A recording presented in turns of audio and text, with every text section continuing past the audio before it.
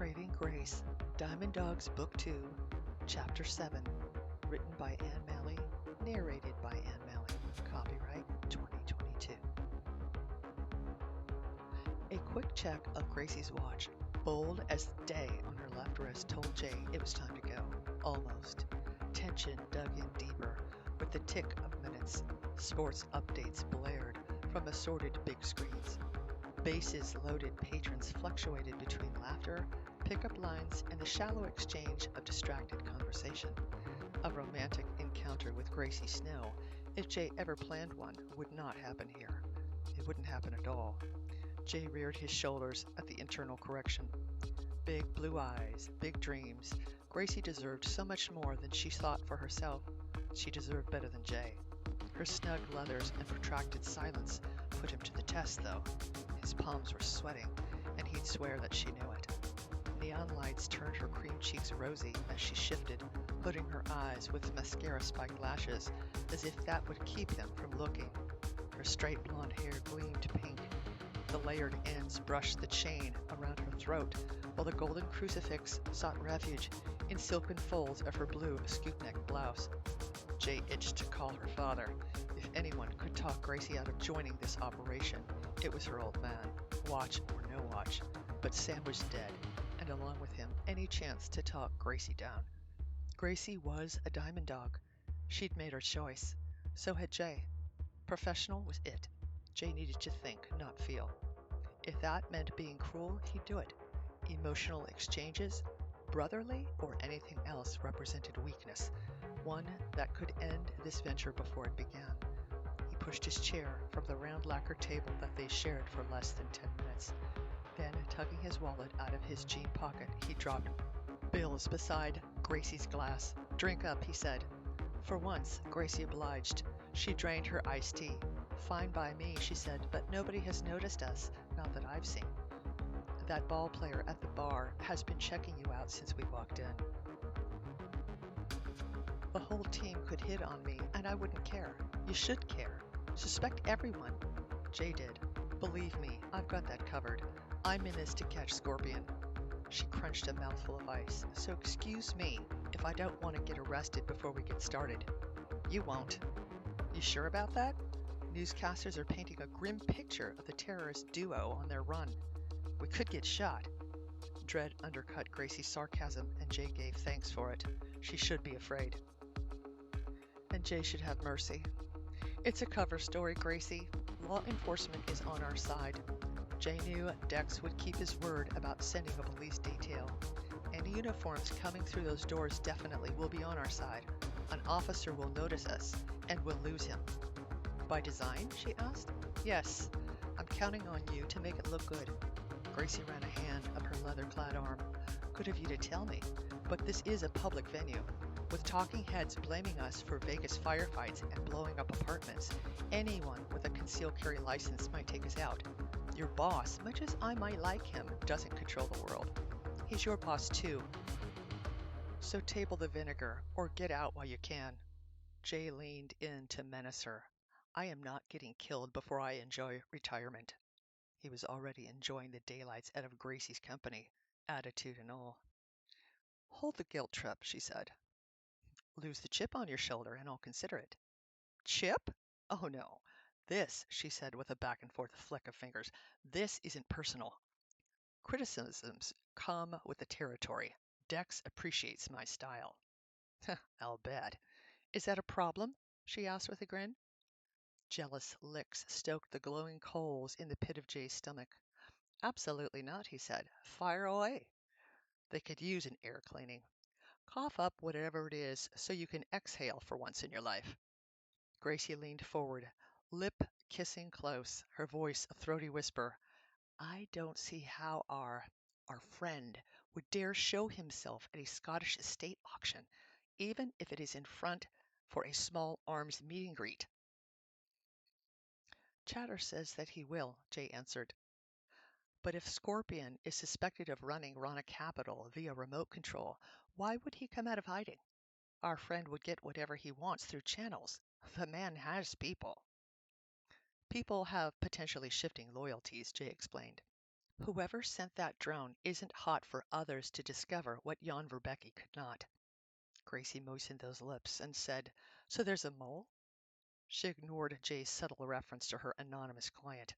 Gracie ignored his probing gaze, staring straight ahead, so Jay took in the bar visible over her shoulder. "There's a fluid dynamic," he said. "A sizable donation to the individual's Middle East activities is up for grabs in the form of a black marble statue. You're the extra worm on the hook." Gracie gasped. Jay looked at her once more. Black diamonds glittered where her pupils should be, and Jay wished he could catch the excitement twitching the muscles in her jaw. Projecting to a calmer place in time was all Jay could manage, though. Gracie would never return to being an analyst in a secure locale that required nothing riskier than navigating water cooler politics. Not after this. Adrenaline tasted sweet at the first flush.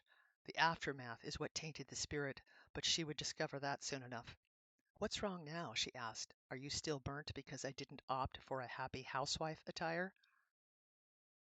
"You're fine," Jay said finally. His gravelly tone said he wasn't fine. "And we're a go. There's our cop over there." Jay tipped his head toward the crowded glass and brass entry. It was about time. The televisions flashed emergency updates linking Gracie, photographed in a burgundy wig, to the murder of one Clive Harrison. Dark details about the woman of interest resounded throughout the bar. Tales from her past, some true, others not. Gracie growled. "Danny's going to love this." Then she rose like a queen, posed to greet her people. Follow-up reports filled each screen. Jay was a potential accomplice with unknown objectives, but the focus was Gracie and the why behind her being a traitor. "Danny will give you grief no matter what happens," Jay said. Gracie sought him out with a puzzled expression. "I wish you'd said that years ago." "Me too," Jay admitted. He stood. "I'm sorry." It had to be said. "I'm sorry too." "Let's do this thing," she whispered. "But remember," she swallowed hard, "you're not the boss of me." Gracie squeezed past him, kissing his cheek as she went, then headed toward the large group crowding the table beside them. Awareness curled through Jay. Gracie was not a tease or an amateur. She didn't care about him either. She was doing her part to cement the roles that Dex had assigned them. But even if Gracie changed her mind about Jay, her hate turning to something else, Jay had a duty to keep things professional, for the sake of this mission and for Gracie's long-term safety. Scorpion was not the only enemy that Jay had made. A wall of hate may be Gracie's best protection. The blaring televisions drove that home. What happened in Iraq was Jay's fault, if only for his holding his peace about Danny for far too long. Jay caught up with Gracie and grabbed her hand. "She's not feeling well. Excuse me," he said to a jersey-clad waitress. He pushed Gracie forward in the crowd. "Head for the car," he muttered in her ear. "Hey!" The waitress spun sideways with a drink-laden tray. "Tell me again that we're not headed to jail," Gracie groaned. "Not today," Jay glared ahead. "Trust me." That ball player who'd oogled Gracie scowled from the bar. "Hey! That's them! Oh, hey, stop!" Sequoia-sized and sandy-haired, the man lunged forward and blocked Gracie's path. "Out of our way," she snapped. "I saw the lady first." Jay squeezed her clammy hand. "You players don't own everything except maybe drunk and disorderly." "What?" the guy howled. Gracie took Jay's cue and said, "You are drunk. Get lost." "You're not going anywhere," the player said. He waved over additional muscle from the bar. "Duck," Jay said. Gracie obeyed. Jay planted a fist against a rock-solid jaw and followed with an uppercut that sent the tree flying. Some of his friends fell like bowling pins behind him, more spinning off their bar stools. "Now what?" Gracie hissed. "Car chase." Jay ignored his flash-flooding panic and focused on the street outside. He flat-handed another assailant. "The police will do their job," he said. Jay nodded at the uniform jumping up from a table near the front. "That's the Chippendale." "Actually, no, that's DC police for tonight, and that'd be his partner." Special Agent Estevez flashed a badge, her police uniform adding to the ruse. "Everybody, step away. Keep clear." Jay gripped Gracie's arm, blew past the open doors, and ran toward his car parked illegally on the opposite side of the six-lane boulevard. Somewhere, onlookers would get an eyeful. An overhead lamp spewed light across the hood of the car. JC jerked away and scrambled ahead, dodging a speeding van. Headlights glared in either direction, horns cut above the chaos behind them. "Stop or I'll shoot!" the Chippendale shouted. They were real bullets, Jay knew. Everything had to look and seem real. Gracie reached the grassy median, ducking to get shelter from passing cars. Jay followed. He placed himself in line of potential fire because mistakes happened. Another car whizzed by. A shot rang out. Too close.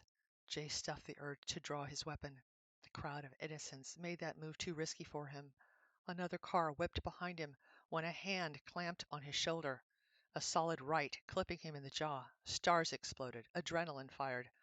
Jay swung, his fist connecting with solid muscle. "Get in the car. Go," he told Gracie. Another sedan slowed, then sped past him and the menacing ball-player. "No way am I leaving you here," Gracie shouted. The Diamond Dog cop lifted his gun, saying, "Stop!" The need for realism kept the man rooted to the sidewalk until traffic stopped. "Go!" Jay shouted to Gracie. Her returning footfalls drove into his heart. Jay dodged an uppercut, but took one to the shoulder. Gracie hovered in the periphery. "Get out of here!" Jay dodged a blow, grabbed for the key fob in his pocket, and started the engine. Orange fury lit the faces of the horrified crowd. Gracie flew forward on a rocket wave of energy. She hit the pavement. Oxygen whooshed from her lungs. Shattering glass littered the street. Quiet thrummed in her ears. The tsunami of sensation felt out of place against a backdrop of gaping spectators. The sky loomed overhead, studded with stars and raining debris. Jay grabbed her and rolled left to avoid the crash of a bent fender. The clatter of metal against pavement pierced the unnatural silence. The residual sting in Gracie's ears was nothing compared to the vibration bathing her body in splinters of numb and white-hot feeling. "Did Dex arrange that?" she groaned, her head pounding. Jay squeezed her tight from behind. "No." "All right. Stay back, everyone," the Chippendale said. He was a cop, Gracie corrected mentally, a Diamond Dog agent. Her vision was shaky as she shifted to make sense of the scene behind her and the fact that she could hear better than after that drone strike. "Stay down," he barked. The undercover agent peered at Gracie, approaching slowly. Estevez splayed hands to corral the onlookers. "Suspects down. We need immediate backup and emergency vehicles," the Chippendale said into his walkie-talkie. "Bases loaded on South Park Drive." "Pretend you're stunned, hurt, and whatever it takes," Jay said. "That's if you're not all those things already." "I can do this," Gracie said. She had no idea how she was doing it, but gave thanks for the surge of willpower that cleared her head. "I know you can do it, Gracie." Jay clutched her against him with his forearm. Gracie let herself feel. Jay's closeness, his caring, seeped deep into her flesh. Glimmers of what she had once pictured filled her head, and it was far more than physical between them. She craved tenderness, acceptance, and understanding. She needed to be seen her whole life. Gracie wanted to be wanted so badly.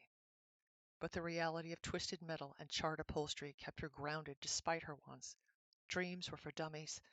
The need to be needed was worse than hell by her standards.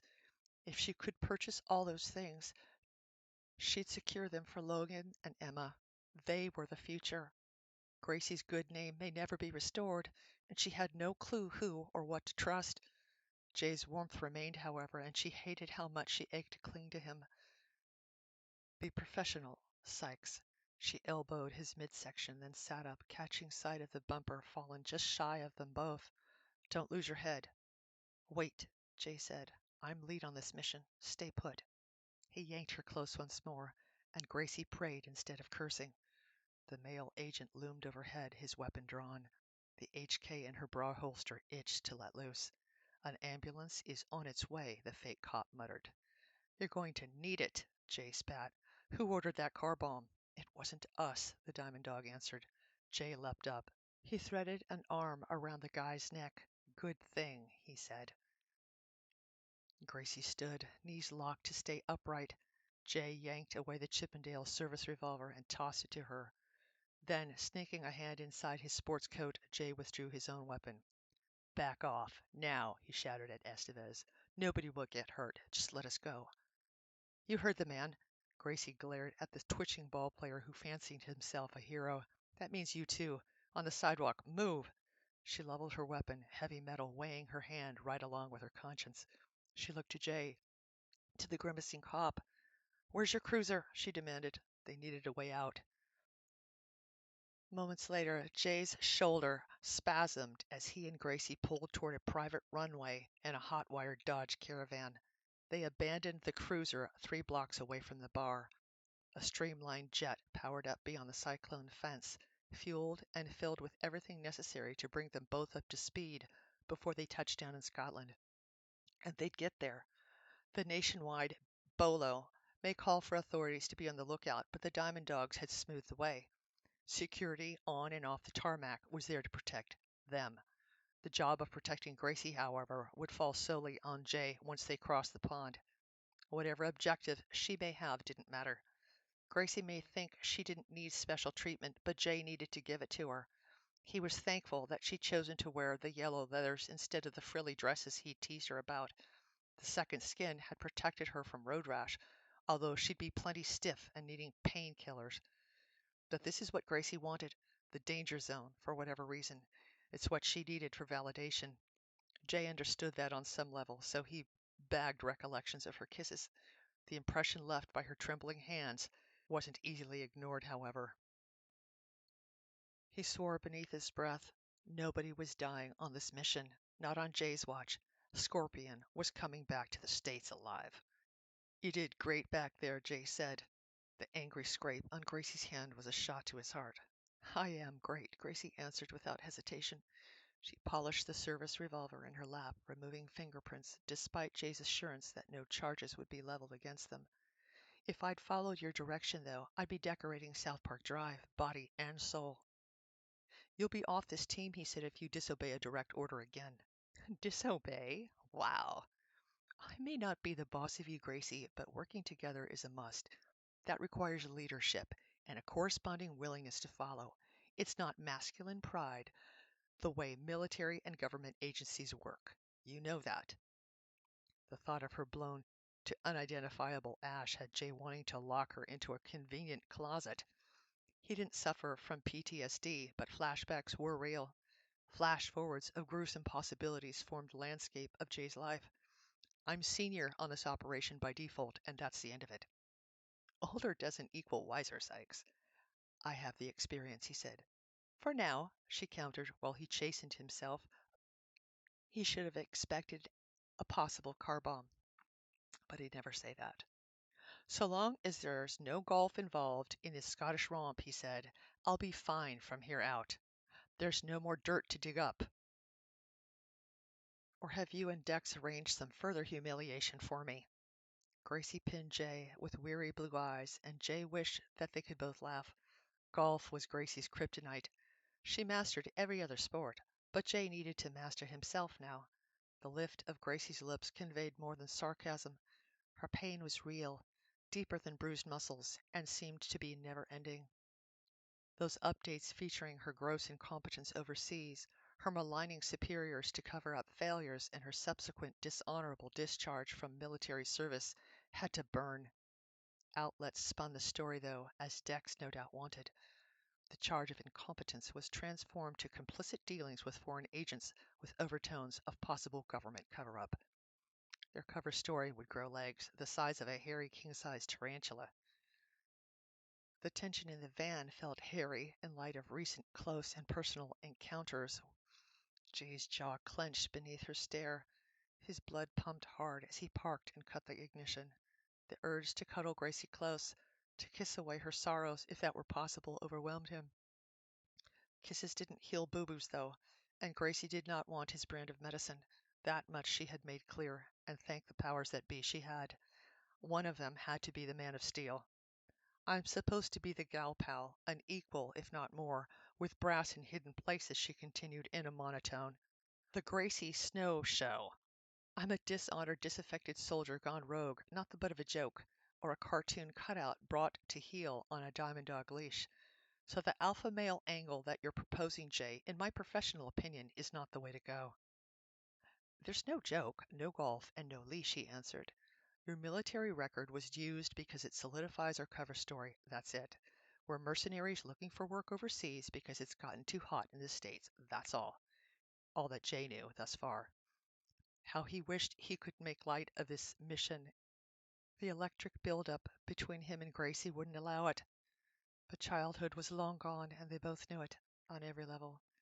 That's what Jay read in her slow exhale.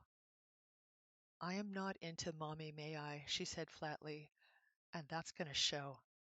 Good, Jay said. Let it show, but follow my lead. Why? Because we're not the only two involved in this operation, and you know what it means to have others depending on you. I'm depending on you, Gracie. Fine. Her fire seemed to die. Whatever works, I'm good. But I don't think you mending fences with Danny will ever go over well. He's already had enough. She stopped short, her mouth pruning. Enough to move you to name names? Jay asked. My client is my business, Gracie snapped. Jay laughed at that. Keep your secrets. Makes no difference to me.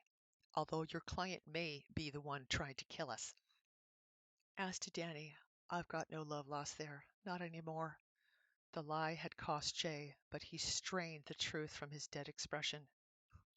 That's a switch. I'm persistent, Gracie, not stupid.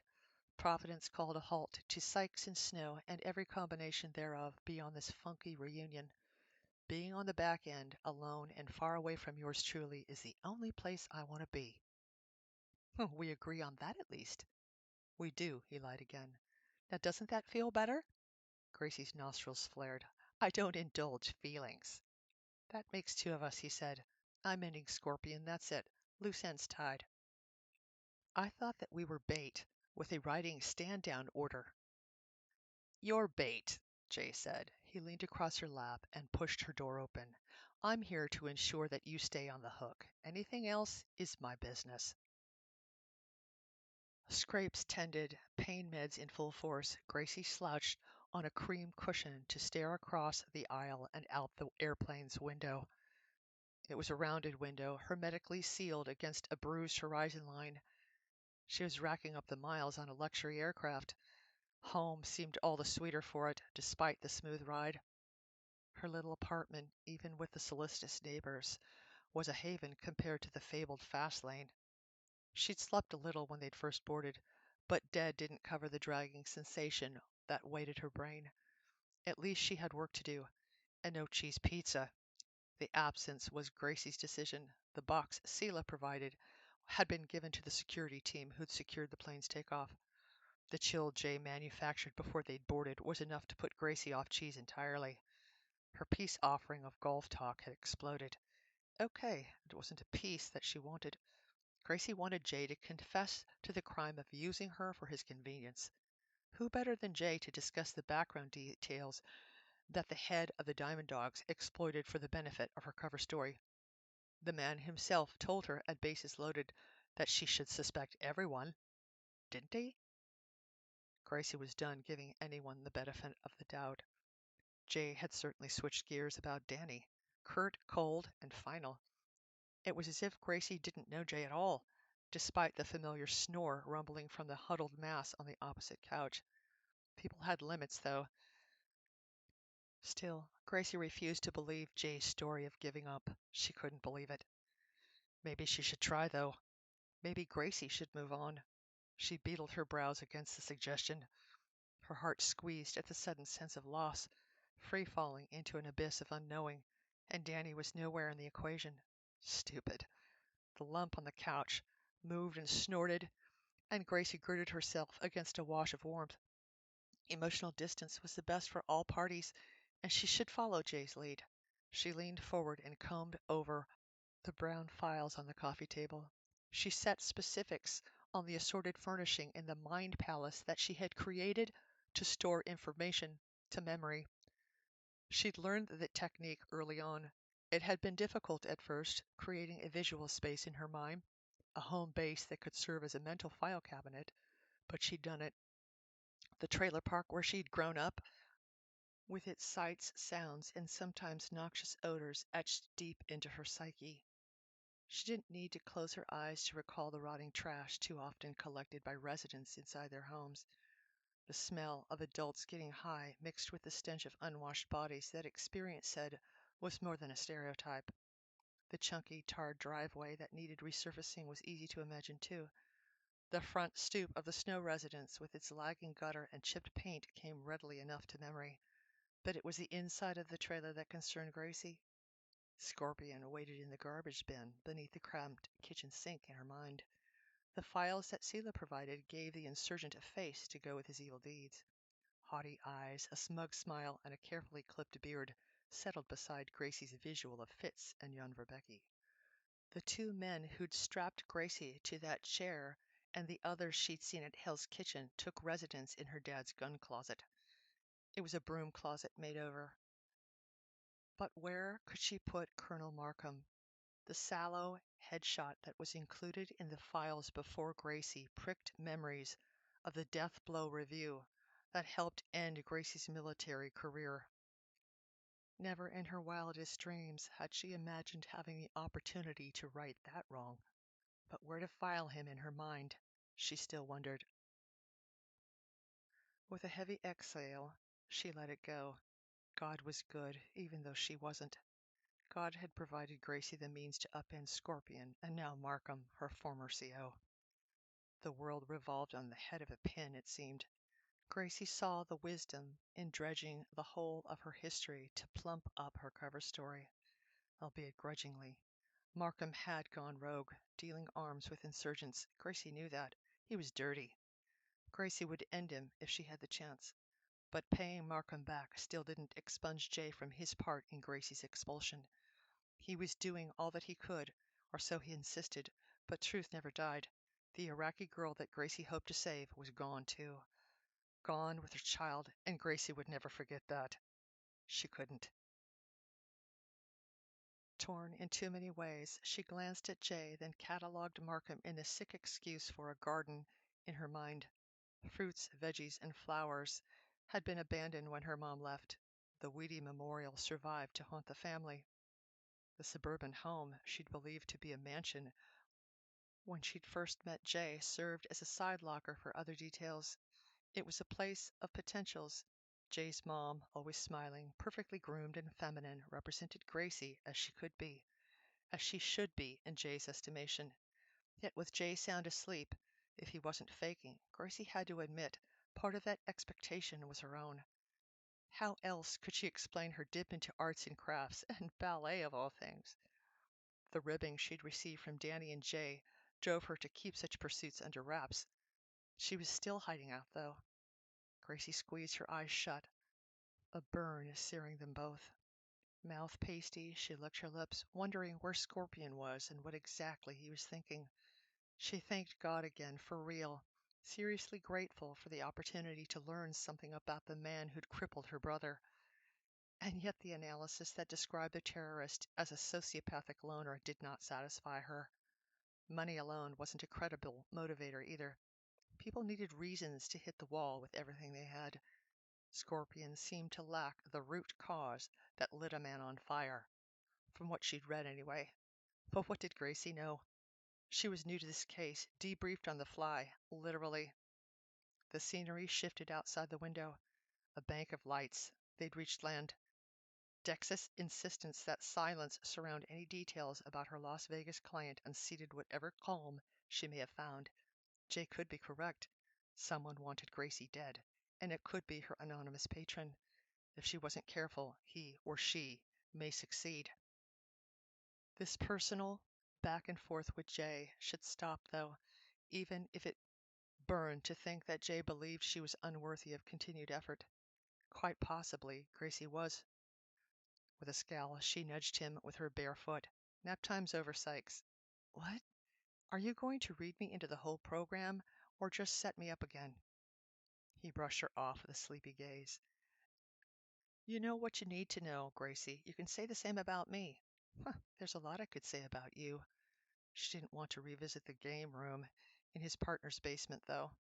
That's where Gracie stored memories of her big brother's best friend, the same man who had ignored her or baited her according to his purpose. Go back to sleep, she said.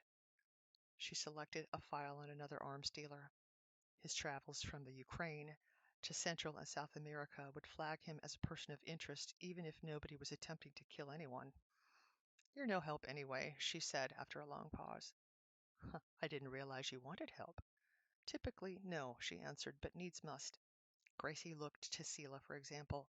The woman functioned as a pro, maintaining mutual respect with her ex despite personal conflicts. Gracie couldn't get into that. She and Jay had never dated either, never crossed that line, and Jay meant well, even if that didn't translate on the page. With a sigh, Gracie picked up the Bible Jay had bought her, but fell short of opening the pages. "Let's start over," she said. She needed to mean it this time. "Sounds great, so long as you get me some of that coffee I smell back there." "You're the lead," Gracie forced a smile. The coffee machine in the galley perked, the promise of caffeine filling the cabin right on time. "But I'm getting first draw, and the biggest mug." She stood and stretched, the phoenix rising, although she was painfully aware of Jay's examination of her ankle before she made her way to the galley. He wasn't looking, and even if he were, whatever type of man Jay was should not impact how she did her job, coffee included. Manufacturing personal slights is something she should give up. He'd fetched her coffee back at the storage shed. She should return the favor. Gracie looked his way and found him absorbed in his blanket. Must be nice. The kinks running the length of her called out for attention. She braced a hand on the galley wall and on the end of a deep breath extended her left leg behind her, toe pointed. Ballet arabesques were the best for working out tension. The coffee wasn't ready either, but her muscles were. She exaggerated her move into a penché, dipping forward toward the floor, leg rising higher. A welcomed crack of vertebra worked its way from shoulders to toe, and she let out a long breath, barely realizing that she'd been holding it. The in-flight phone rang. "You gonna get that?" she asked on the second ring. "So much for me being the lead," Jay said. He lifted the receiver from the caddy inside the coffee table. "Sykes," he said. Gracie switched legs, saying, "Poor baby has to answer the phone." But Jay's glower wiped all humor away. "Hello, Danny," Jay said.